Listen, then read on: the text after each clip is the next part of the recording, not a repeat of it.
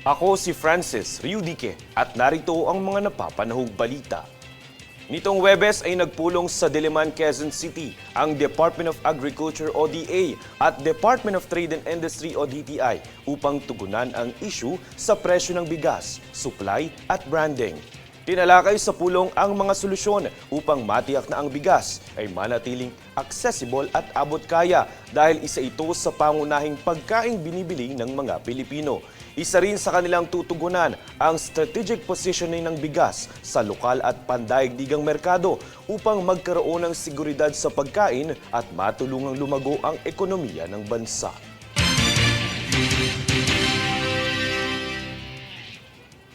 Sa ibang balita ay nakatakdang simula ng Department of Public Works and Highways ang rehabilitation ng southbound lane ng EDSA sa Marso.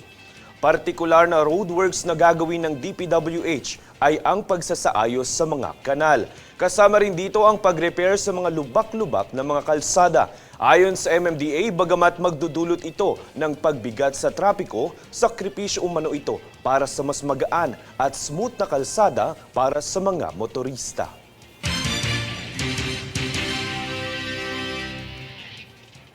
Tiniyak naman ng Metropolitan Manila Development Authority o MMDA na hindi apektado ang daloy ng trapiko sa Mindanao Avenue sa kabila ng pagsasara ng ilang mga kalsada dito.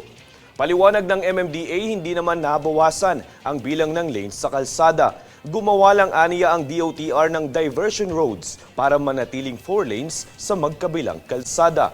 Nakatakdang isara ang Mindanao Avenue sa darating na linggo, January 12. Magbibigay daan ito sa isasagawang tandang Sora Metro Railway Station sa naturang lugar.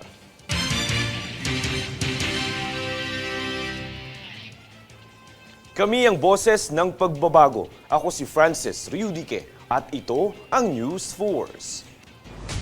Sa ulo ng mga balita, Traslasyon 2025, umabot ng higit 20 oras, higit 8 milyong deboto nakiisa. Mabigat na trapiko sa Kamaynilaan, asahan, bunsod ng gaganaping peace rally ng Iglesia ni Cristo sa Lunes. Pag-imprenta ng mga balota para sa nalalapit na eleksyon, nagsimula na.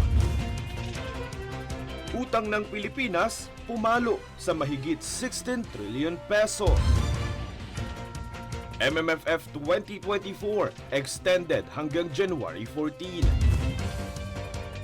Philippine Women's Lacrosse Team pasok na sa 2026 World Championship. Patas at pantay na balita, komprehensibong ulat para sa pulso ng masa. Ito ang News Force.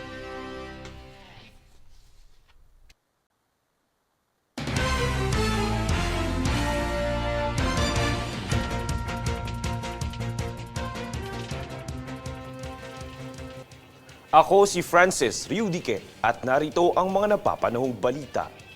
Usap-usapan sa ngayon ang paglitaw ng mga hot springs sa dagat ng Barangay Sinisian at Kalawang, Lemery, Batangas. Ito ay matapos ibahagi ng isang netizen ang tila pagkulo ng tubig at mainit na buhangin sa mga naturang tabing dagat. Paglilinaw naman ng Philippine Institute of Volcanology and Seismology o PHIVOLCS, hindi na ito bago dahil noon pa man ay may naitala na ring pag-usbong ng mga hot springs sa parehong lugar matapos ang naging pagsabog ng Bulkang Taal taong 2020. Dagdag pa ni PHIVOLCS Director Teresito Bacolcol, dulot ito ng init na mula sa magma ng Bulkang Taal.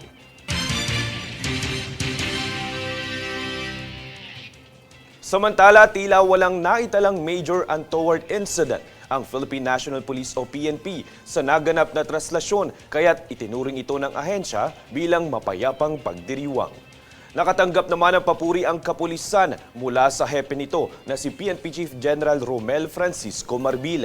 Aniya, patunay ito sa dedikasyon ng mga pulis na bantayan ang seguridad ng mga deboto, gayon din sa pagtitiyak sa kaligtasan ng mga ito.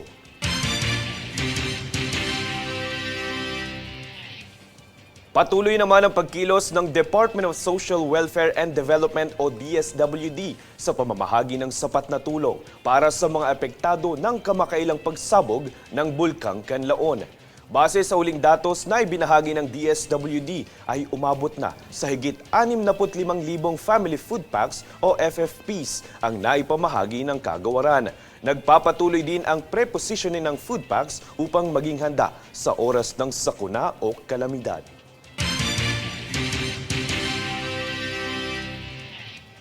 Kami ang boses ng pagbabago. Ako si Francis Riudique at ito ang News Force. Sa ulo ng mga balita, Traslasyon 2025, umabot ng higit 20 oras, higit 8 milyong deboto nakiisa. Mabigat na trapiko sa Kamaynilaan, asahan, bunsod ng gaganaping peace rally ng Iglesia ni Cristo sa Lunes.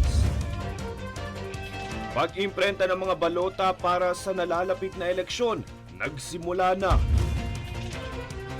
Utang ng Pilipinas pumalo sa mahigit 16 trillion pesos. MMFF 2024 extended hanggang January 14. Philippine Women's Lacrosse Team pasok na sa 2026 World Championship. Patas at pantay na balita, komprehensibong ulat para sa pulso ng masa. Ito ang News Force.